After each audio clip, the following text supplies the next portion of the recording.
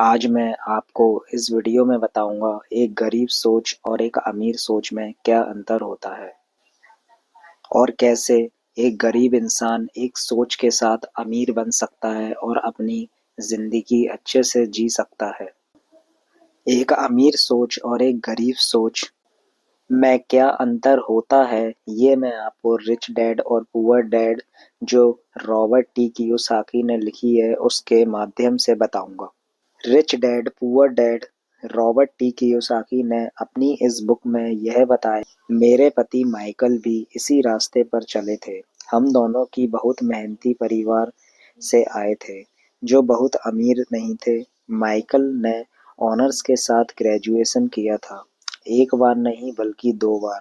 पहली बार इंजीनियर के रूप में और फिर लॉ स्कूल से। उन्हें जल्दी ही पेटेंट लॉ में विशेषज्ञता रखने वाली वॉशिंगटन डीसी की एक मानी हुई लॉ फर्म में नौकरी मिल गई और इस तरह उनका भविष्य भी सुनहरा लग रहा था। उनके करियर का नक्शा साफ था और यह बात तय थी कि वह भी जल्दी रिटायर हो सकते हैं। हालांकि हम दोनों ही अपने करियर में सफल रहे, परंतु हम जो सोचते थे हमारे साथ ठीक वैसा ही नहीं हुआ। हमने कई बार नौकरियां बदली, हालांकि हर बार नौकरी बदलने के कारण सही थे, परंतु हमारे लिए किसी ने भी पेंशन योजना में निवेश नहीं किया। हमारे रिटायरमेंट फंड हमारे खुद के लगाए पैसों से ही बढ़ रहे थे। हमारी शादी बहुत सफल रही और हमारे 3 बच्चे हैं। उनमें से 2 कॉलेज में हैं और तीसरा अभी हाई स्कूल में गया ही है। हमने अपने बच्चों को सबसे अच्छी शिक्षा दिलाने में बहुत सा पैसा लगाया। 1996 में एक दिन मेरा बेटा स्कूल से घर लौटा। स्कूल से उसका मोह भंग हो गया था। वह पढ़ाई से उब चुका था। मैं उन विषयों को पढ़ने में इतना ज़्यादा समय क्यों बर्बाद करूं जो असल ज़िंदगी में मेरे कभी काम नहीं आएंगे। उसने विरोध किया। बिना सोचे विचारे ही मैंने जवाब दिया, क्योंकि अगर तुम्हारे अच्छे नंबर नहीं आए तो तुम कभी कॉलेज नहीं जा पाओगे, चाहे मैं कॉलेज जाऊं या ना जाऊं। उसने जवाब दिया, मैं अमीर बनकर दिखाऊंगा। अगर तुम कॉलेज से ग्रेजुएट नहीं हुए तो तुम्हें कोई अच्छी नौकरी नहीं मिलेगी। मैंने एक माँ की तरह चिंतित और अंतकित होकर कहा, बिना अच्छी नौकरी के तुम किस तरह अमीर बनने के सपने देख सकते हो। मेरे बेटे ने मुस्कुराकर अपने सिर को बोरियत भरे अंदाज में हिलाया। हम यह चर्चा पहले भी कई बार कर चुके थे। उसने अपने सिर को झुलाया और अपनी आंखें घुमाने लगा। मेरी समझदारी भरी सलाह एक बार फिर उसके कानों से भीतर नहीं गई। हालांकि वह स्मार्ट और प्रबल इच्छा शक्ति वाला युवक था, परंतु वह नर्म और शालीन भी था। मम्मी, उसने बोलना शुरू किया और भाषण सुनने की बारी अब मेरी थी। समय के साथ चलिए, अपने चारों तरफ देखिए।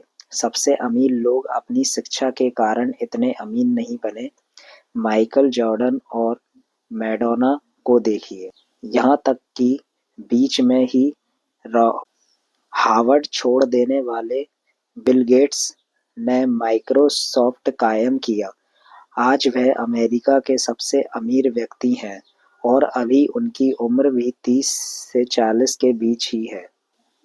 और उस बेसबॉल पिचर के बारे में तो आपने सुना ही होगा जो हर साल $40 लाख से ज्यादा कमाता है, जबकि उस पर दिमागी तौर पर कमजोर होने का लेबल लगा हुआ है। हम दोनों काफी समय तक चुप रहे। अब मुझे यह समझ में आने लगा था कि मैं अपने बच्चों को वही सलाह दे रही थी जो मेरे माता पिता ने मुझे दी थी। हमारे चारों तरफ की दुनिया बदल रही थी, परंतु हमारी सलाह नहीं बदलती थी।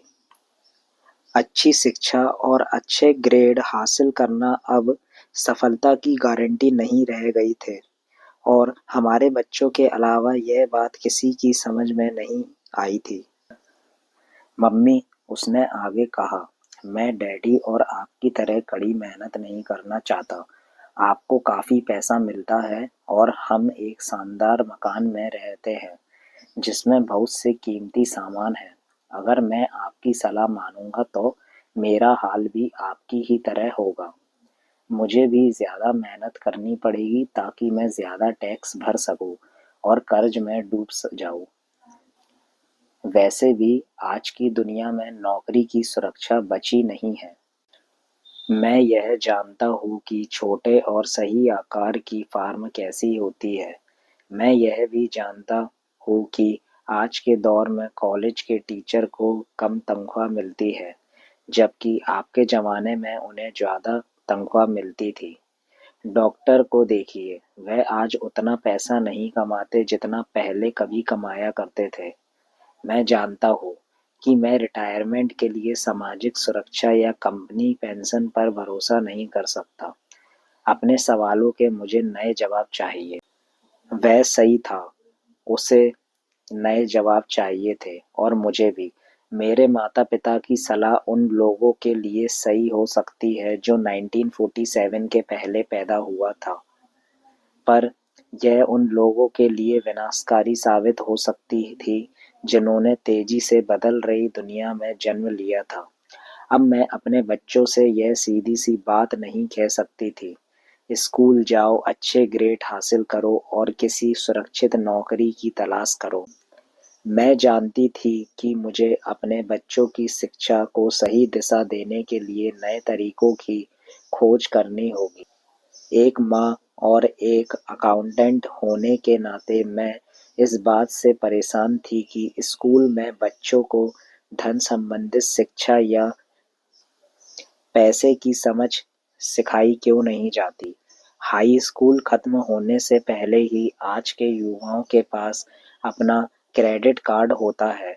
यह बात अलग है कि उन्होंने कभी धन संबंधित पाठ्यक्रम में भाग नहीं लिया होता और उन्हें यह भी नहीं पता होता कि इसे किस तरह निवेश किया जाता है।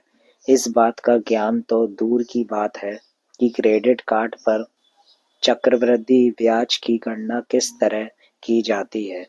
इसे आसान भाषा में कहें तो उन्हें धन संबंधित शिक्षा नहीं मिलती और यह ज्ञान भी नहीं होगा कि पैसा किस तरह काम करता है। इस तरह से उस दुनिया का सामना करने के लिए कभी तैयार नहीं हो जाते जो उनका इंतजार कर रही है। एक ऐसी दुनिया जिसमें बचत से ज्यादा खर्चा को महत्व दिया जाता है।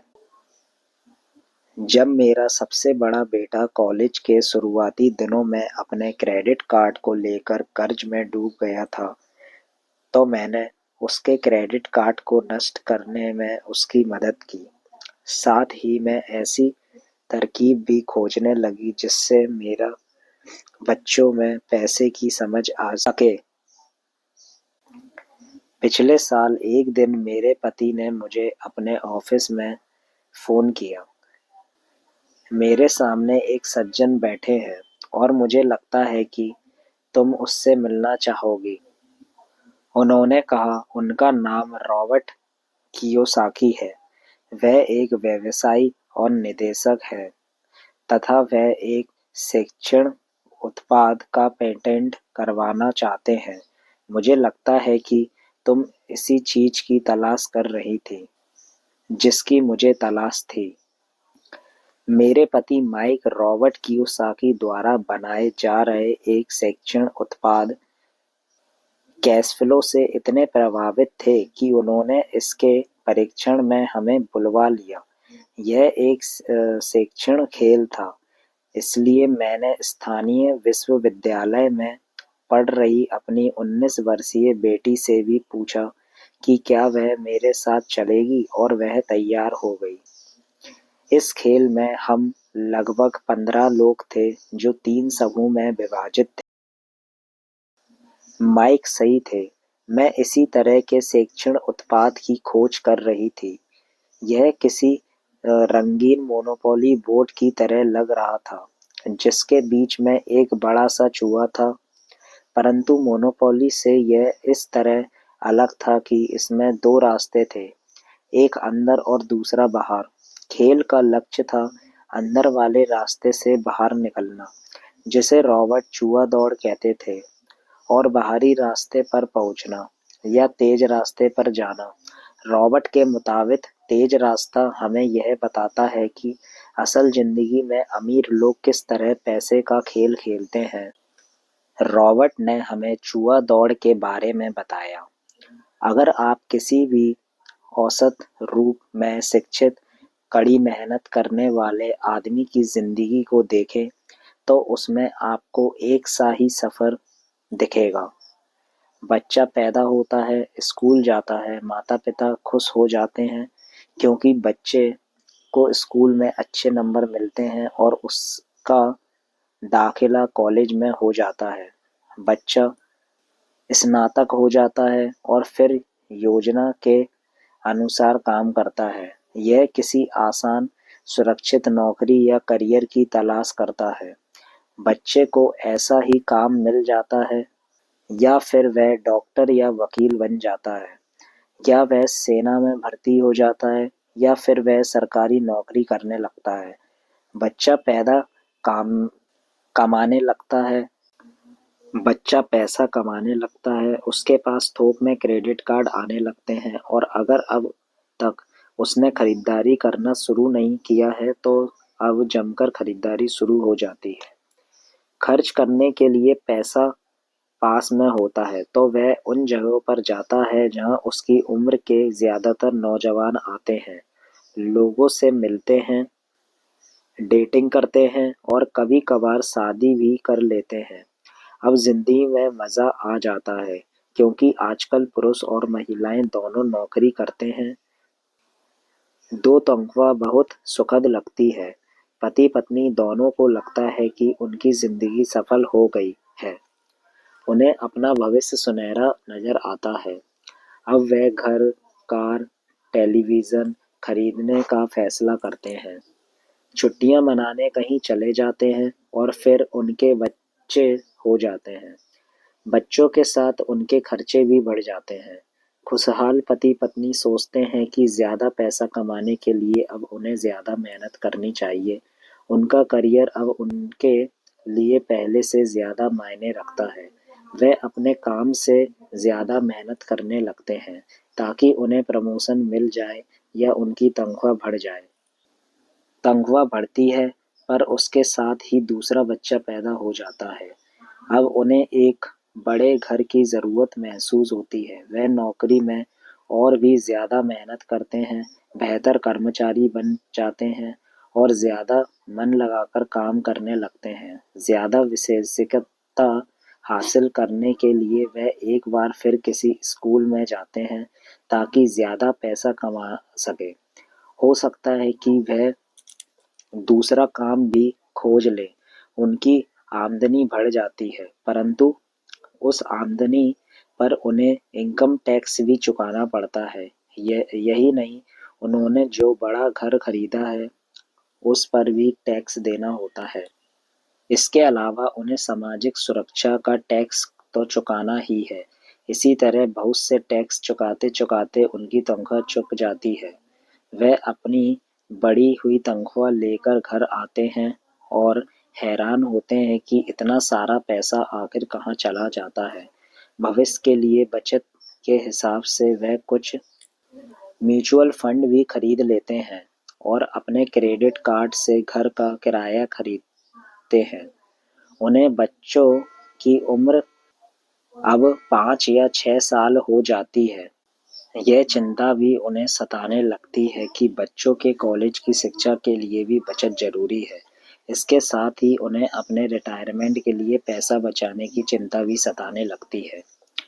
35 साल पहले पैदा हुए यह खुशहाल दंपति अब अपनी नौकरी के बाकी दिन चूहा दौड़ में फंसकर बिताते हैं। वह अपनी कंपनी के मालिकों के लिए काम करते हैं, सरकार को टैक्स चुकाने के लिए काम करते हैं और बैंक में अपनी गिरवी संपत्ति तथा क्रेडिट कार्ड के कर्ज को चुकाने के लिए काम करते हैं। फिर वह अपने बच्चों को यह सलाह देते हैं कि उन्हें मन लगाकर पढ़ना चाहिए, अच्छे नंबर लाने चाहिए और किसी सुरक्षित नौकरी की तलाश करनी चाहिए। वह पैसे के बारे में कुछ भी नहीं सीखते और इसलिए वह जिंदगी भर कड़ी मेहनत करते रहते हैं। यह प्रक्रिया पीढ़ी दर पीढ़ी चलती रहती है। इसे चूहा दौड़ कहते हैं। चूहा दौड़ से निकलने का एक ही तरीका है और वह यह है कि आप अकाउंट्स और इन्वेस्टमेंट दोनों क्षेत्रों में निपुण हो जाएं। दिक्कत यह है कि इन दोनों ही विषयों को बोरिंग और कठिन माना जाता है। मैं खुद एक सीपीए हूँ और मैंने बिग 8 अकाउंट फर्म के लिए काम किया है।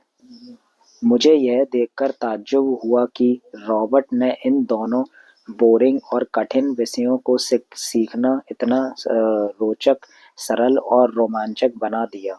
सीखने की प्रक्रिया इतनी अच्छी तरह छुपा ली गई थी कि अब हम चूहा दौड़ से बाहर निकलने के लिए जी जान लगा रहे थे, तो हमें यह ध्यान ही नहीं रहा कि हम कुछ सीख रहे थे। शुरू में तो हम एक नए शिक्षण खेल का परीक्षण कर रहे थे, परंतु जल्द ही इस खेल में मुझे और मेरी बेटी को मजा आने लगा। खेल के दौरान हम दोनों ऐसे विषयों पर बात कर रहे थे जिनके बारे में हमने पहले कभी बातें नहीं की थी।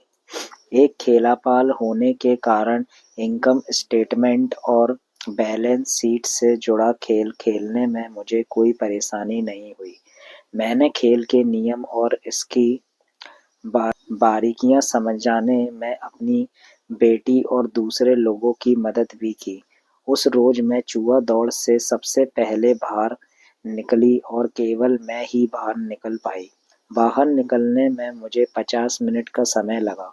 हालांकि खेल लगभग 3 घंटे तक चला। मेरी टेबल पर एक बैंकर बैठा था। इसके अलावा एक व्यवसायी था और एक कंप्यूटर प्रोग्रामर भी था। मुझे यह देखकर बहुत हैरत हुई कि इन लोगों को अकाउंटिंग या इन्वेस्टमेंट के बारे में कितनी कम जानकारी है, जबकि यह विषय उनकी जिंदगी में कितनी ज्यादा अहमियत रखते हैं।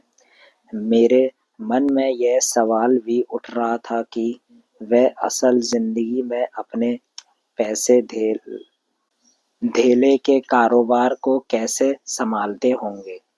मैं यह समझ सकती थी कि मेरी 19 साल की बेटी क्यों नहीं समझ सकती, पर यह लोग तो उससे दुगनी उम्र के थे और उन्हें यह बात समझ में आनी चाहिए थी। चूहा दौड़ से बाहर निकलने के बाद मैं 2 घंटे तक अपनी बेटी और इन शिक्षित अमीर लोगों को पासा फेंकते और अपना बाजार फैलाते देखती रही। हालांकि मैं खुश थी कि वह लोग कुछ नया सीख रहे थे, लेकिन मैं इस बात से बहुत परेशान और विचलित भी थी कि वयस्क लोग सामान्य अकाउंटिंग और इन्वेस्टमेंट के मूलभूत बिंदुओं के बारे में कितना कम जानते थे। उन्हें अपने इनकम स्टेटमेंट और अपनी बैलेंस शीट के आपसी संबंध को समझने में ही बहुत समय लगा। अपनी संपत्ति खरीदते और बेचते समय उन्हें ध्यान ही नहीं दिया कि हर सौदे से उनकी महीने की आमदनी पर असर पड़ रहा है। मैंने सोचा, असल जिंदगी में ऐसे करोड़ों लोग होंगे जो पैसे के लिए सिर्फ इसलिए परेशान हो रहे हैं क्योंकि उन्होंने यह दोनों विषय कभी नहीं पढ़े। मैंने मन में सोचा, भगवान का शुक्र है कि हमें मजा आ रहा है और हमारा लक्ष्य में जीतना है। सब खेल खत्म हो गया तो रॉबर्ट ने हमें 15 मिनट तक कैश फ्लो पर चर्चा करने और इसकी समीक्षा करने के लिए कहा। मेरी टेबल पर बैठा व्यवसायी खुश नहीं था। उसे खेल पसंद नहीं आया था। मुझे यह सब जानने की कोई जरूरत नहीं है, उसने जोर से कहा। मेरे पास इन सब के लिए अकाउंटेंट, बैंकर और वकील हैं जिन्हें यह सब मालूम है। रॉबर्ट का जवाब था, क्या आपने गौर किया है कि ऐसे बहुत से अकाउंटेंट हैं जो अमीर नहीं हैं और यही हाल बैंकर्स, वकीलों, स्टॉक ब्रोकर्स और रियल एस्टेट ब्रोकर्स का भी है। वह बहुत कुछ जानते हैं और प्राय वे लोग स्मार्ट होते हैं, परंतु उनमें से ज़्यादातर अमीर नहीं होते। चूँकि हमारे स्कूल में हमें वह सब नहीं सिखाते जो अमीर लोग जानते हैं, इसलिए हम इन लोगों से सलाह लेते हैं। परंतु एक दिन जब आप किसी हाईवे पर कार से जाते हैं, आप ट्रैफिक जाम फंस जाते हैं। आप बाहर निकलने के लिए झटपटाते हैं। जब आप अपनी थाई तरफ देखते हैं तो वहाँ आप देखते हैं कि आपका अकाउंटेंट भी उसी ट्रैफिक जाम में फंसा हुआ है। फिर आप अपनी बाईं तरफ देखते हैं तो आपको वहाँ अपना बैंकर भी उसी हाल में नज़र आता है। इससे आपको हालात का अंदाज़ा हो जाएगा। कंप्यूटर प्रोग्रामर भी इस खेल से प्रभावित नहीं हुआ था।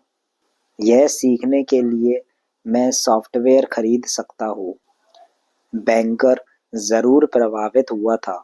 मैंने स्कूल में अकाउंटिंग सीखी थी, परंतु मैं अब तक यह नहीं समझ पाया था कि इसे असल ज़िंदगी में किस तरह काम में लिया जाता है। अब मैं समझ गया हूँ। मुझे जुआ दौड़ से बाहर निकलने के लिए खुद को तैयार करने की ज़रूरत है। परंतु मेरी पुत्री के विचारों से मैं सबसे ज़्यादा रोमांचित हुई।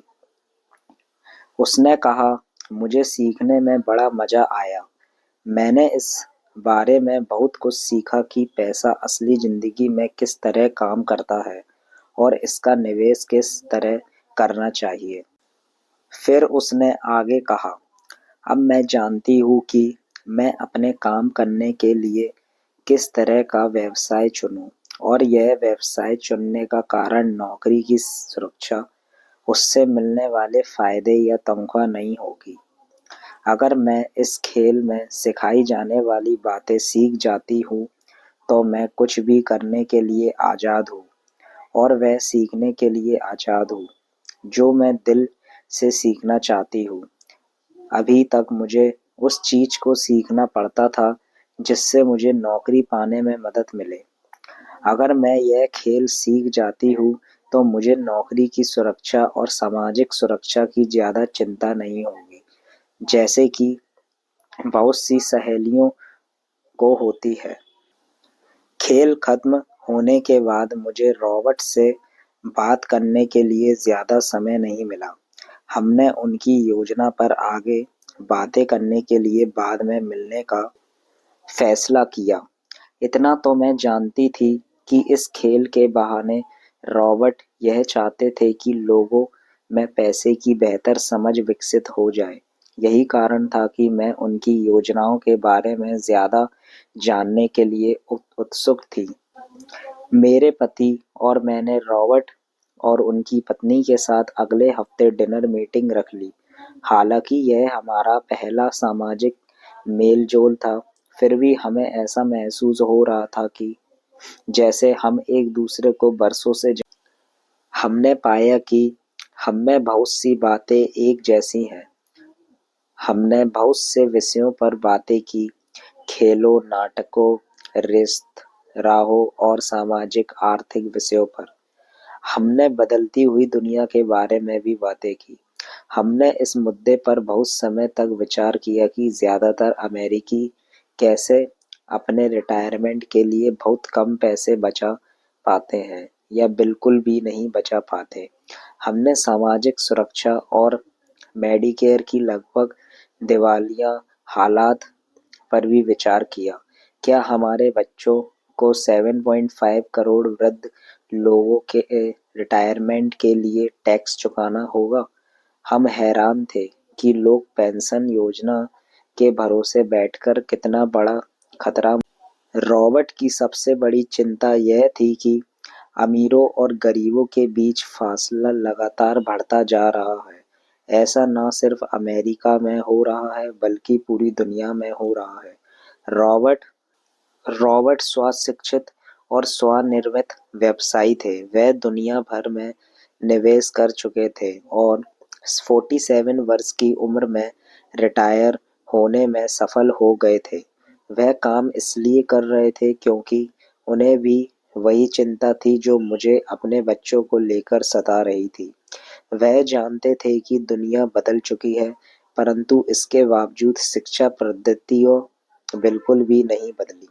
रॉबर्ट के अनुसार बच्चे सालों तक दकियानूसी शिक्षा पद्धति में अपना समय गुजारते हैं और ऐसे विषय पढ़ते हैं जो उनके जीवन में कभी भी कहीं भी काम नहीं आने वाले, और वह ऐसी दुनिया के लिए तैयार करते हैं जिसका अब नामो निशान भी नहीं बचा।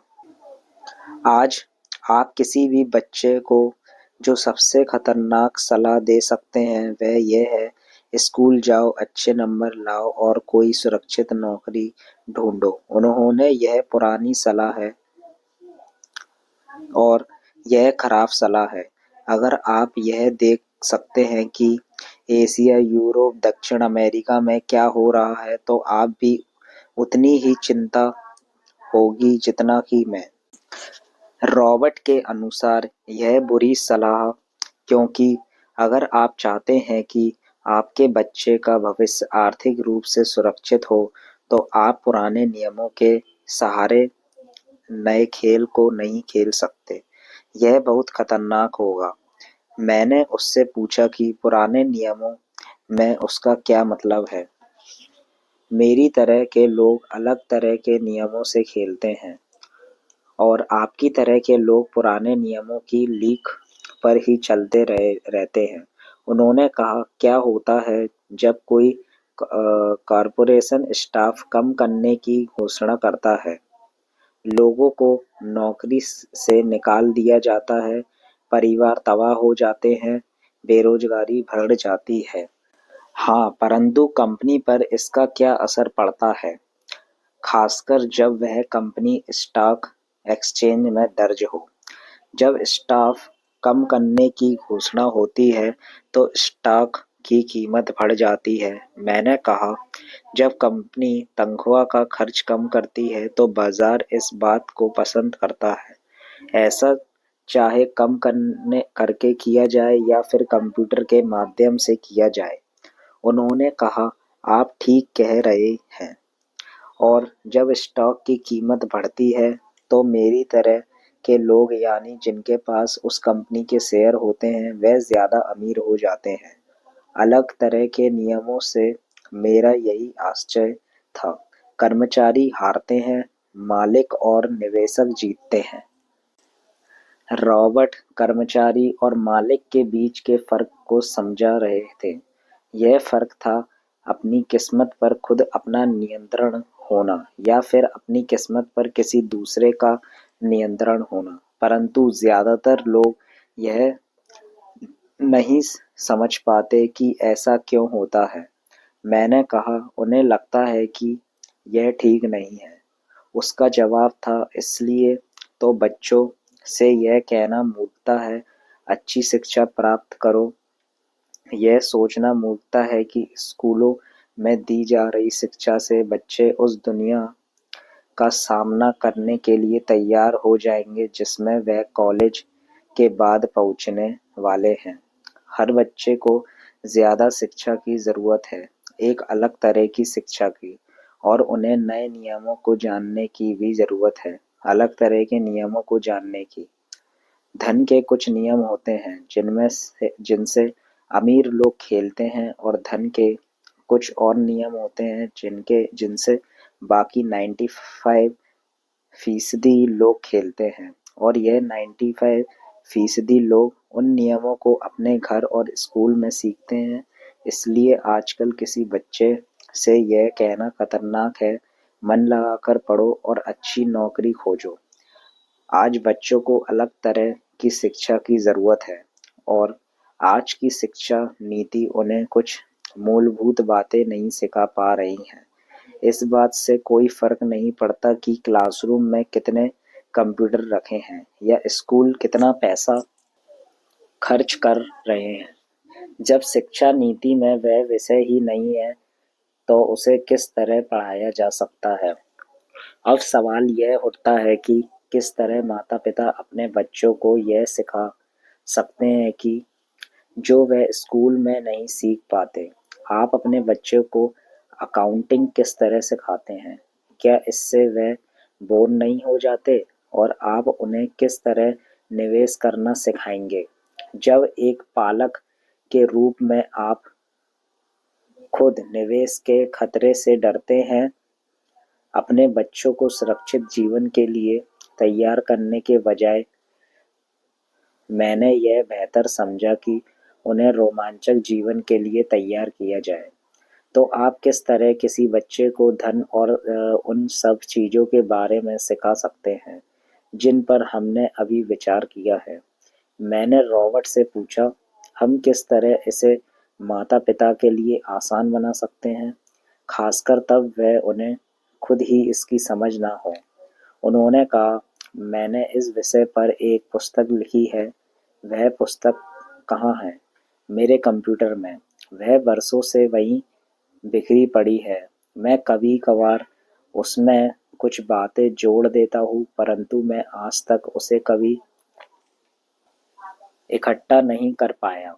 मैंने इस पुस्तक को तब लिखना शुरू किया था जब मेरी पहली पुस्तक बेस्टसेलर हो गई थी, परंतु मैं अभी तक अपनी नई पुस्तक को पूरा नहीं कर पाया हूँ। यह अभी भी खंडों में है और वह पुस्तक निश्चित रूप में खंडों में ही थी। उन बेहतरीन खंडों को पढ़ने के बाद मैंने यह फैसला किया कि पुस्तक निश्चित रूप से बेहतरीन थी और समाज में इसकी बहुत ज़रूरत थी, खासकर ऐसे समय में जब दुनिया तेजी से बदल रही थी। हम दोनों तत्काल इस निर्णय पर पहुंचे कि मैं रॉबर्ट की पुस्तक से मैं सहलेखक बन जाऊं। मैंने उससे पूछा कि उनके विचार से किसी बच्चे को कितनी वित्तीय शिक्षा की ज़रूरत होती है। उन्होंने कहा कि यह बच्चे पर निर्भर करता है।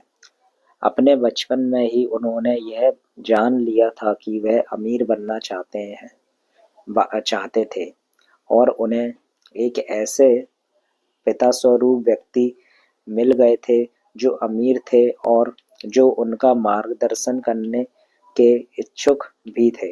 रॉबर्ट का कहना था कि शिक्षा की सफलता की नींव है। जिस तरह स्कूल में सीखी गई बातें बहुत महत्वपूर्ण होती हैं, उसी तरह धन संबंधित समझ और बोलने की कला भी महत्वपूर्ण होती है। आगे की कहानी रॉबर्ट के दो डैडी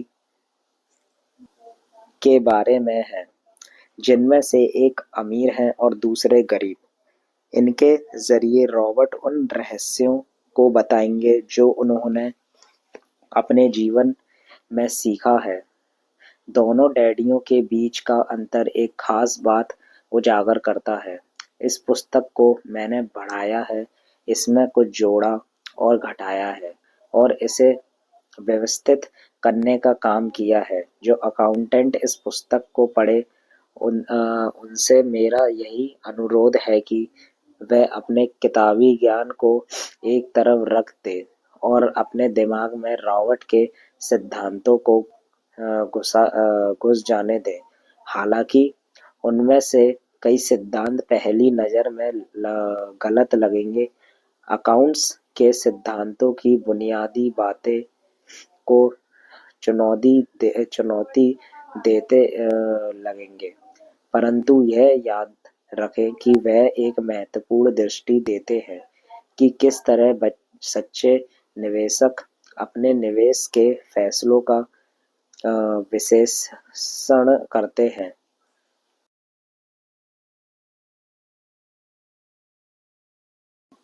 कि किस तरह सच्चे निवेशक अपने निवेश के फैसलों का विश्लेषण करते हैं। जब हम अपने बच्चों को स्कूल जाने, मेहनत से पढ़ने और अच्छी नौकरी पाने की सलाह देते हैं, तो अक्सर हम ऐसा सांस्कृतिक आदतों के कारण करते हैं। ऐसा करना हमेशा सही चीज़ मानी गई है। जब मैं रॉबर्ट से मिली तो उनके विचारों ने शुरू में तो मुझे चौंका दिया। दो डैडियों के साथ पले बड़े रॉबर्ट के सामने दो अलग-अलग लक्ष्य होते थे। उनके पढ़े-लिखे डैडी उन्हें कॉरपोरेशन में नौकरी करने की सलाह देते थे। उनके अमीर डैडी उन्हें कॉरपोरेशन का मालिक बनने की सलाह देते थे। दोनों ही कामों में शिक्षा की जरूरत थी, परंतु पढ़ाई के विषय बिल्कुल अलग-अलग थे। पढ़े लिखे डैडी रॉबर्ट को स्मार्ट बनने के लिए प्रोत्साहित करते थे। अमीर डैडी रॉबर्ट को यह जानने के लिए प्रोत्साहित करते थे कि किस तरह स्मार्ट लोगों की सेवाएं ली जाए। दो डैडियों के होने से कई समस्याएं पैदा हुई। रॉबर्ट के असली डैडी हवाई राज्य में शिक्षा प्रमुख थे। जब रॉबर्ट 16 साल के हुए तो उन्हें इस बात की कोई खास चिंता नहीं सता रही थी। अगर तुम्हें अच्छे नंबर नहीं मिलते तो तुम्हें कोई अच्छी नौकरी नहीं मिलेगी। वह पहले से ही जानते थे कि उनके करियर का लक्ष्य था कॉरपोरेशन का मालिक बनना, ना कि उसमें नौकरी करना। सच तो यह है कि अगर कोई हाई स्कूल में समझदार और मेहनती परामर्शदाता नहीं मिला होता तो रॉबर्ट कभी कॉलेज भी नहीं गए होते। वह इस बात को मानते थे। वह दौलत कमाने के लिए बेताब थे, परंतु वह आखिरकार मान ही गए कि कॉलेज की शिक्षा से भी उन्हें फायदा हो सकता है।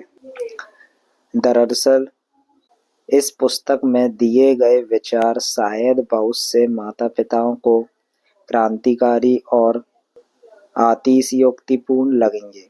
कई लोग को तो अपने बच्चों को स्कूल में रखने में ही काफ़ी मेहनत करनी पड़ती है, परंतु बदलते हुए समय को देखते हुए हमें नए और जोखिम भरे विचारों की तरफ ध्यान देने की ज़रूरत है। अपने बच्चों को कर्मचारी बनने की सलाह देने का मतलब यह है कि हम उन्हें ज़िंदगी भर अपनी खून पसीने की कमाई से इनकम टैक्स वह और भी ना जाने कितने टैक्स चुकाने की सलाह देते हैं, और इसके बाद भी पेंशन की कोई गारंटी नहीं होती। और यह सच है कि आज के ज़माने में टैक्स किसी व्यक्ति का सबसे बड़ा खर्च है। हकीकत में ज़्यादातर परिवार तो जनवरी से आधी मई तक सिर्फ अपने टैक्स चुकाने के लिए ही सरकार की नौकरी करते हैं। आज नए विचारों की बहुत ज़रूरत है और यह पुस्तक हमें नए विचार देती है। रॉबर्ट का दावा है कि अमीर लोग अपने बच्चों को अलग तरह की शिक्षा देते हैं। वह अपने बच्चों को घर पर सिखाते हैं, डिनर टेबल पर। हो सकता है कि वह यह विचार वह ना हो जिन पर आप अपने बच्चों के साथ बातें करते हो, परंतु उन पर नज़र डालने के लिए धन्यवाद। और मैं आपको सलाह देती हूँ कि आप खोज करते रहें। एक माँ और एक सीपीए होने के नाते मैं तो यही सोचती हूँ कि अच्छे नंबर लाना और एक बढ़िया नौकरी पा लेना एक पुराना विचार है। हमें अपने बच्चों को नए तरह के विचार देने होंगे। हमें उन्हें अलग तरह की शिक्षा देनी होगी। शायद हम अपने बच्चों को यह सिखाएं कि अच्छे कर्मचारी होने के साथ साथ वह अपना खुद का निवेश कॉरपोरेशन भी खोल सके।